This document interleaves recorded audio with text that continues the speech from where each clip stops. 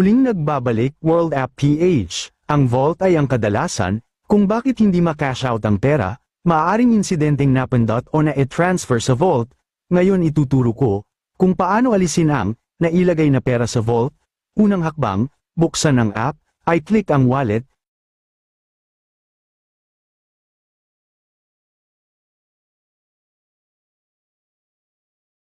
Pindutin ang details. Pindutin ang vault.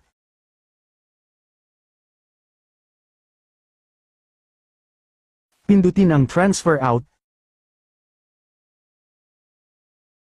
I-swipe papuntang kanan o max. Depend sa inyo kung magkano ang gusto nyo.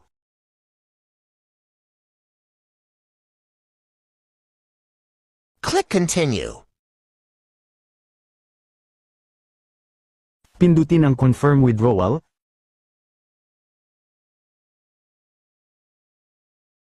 Seven days unlock period, ibig sabihin, 7 araw bago ito mailipat o ma-cash out. Click Done. Makikita natin na nasa vault pa rin ang ating pera, dahil ito ay nakalock pa sa vault ng 7 araw. Pag tinignan nyo siya sa history, wag nyo pindutin ang cancel withdrawal.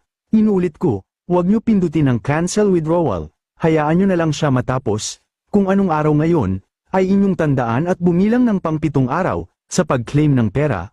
Huwag kayo mag-alala, hindi naman ito mawawala. Maaari lang mabawasan or madagdagan depend sa palitan ng world coin sa peso. Yun lang at maraming salamat. Pa-like and share naman ang video para makita ng iba. Salamat, Muling nagbabalik World App PH. Ang vault ay ang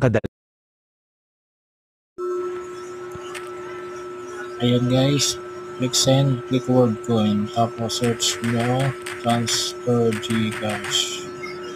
Kung lumabas, click nyo lang yan. Tapos click max. Tapos continue, tapos confirm send. Pag confirm send, done nyo lang. At ayun na. Ayan guys, click send, click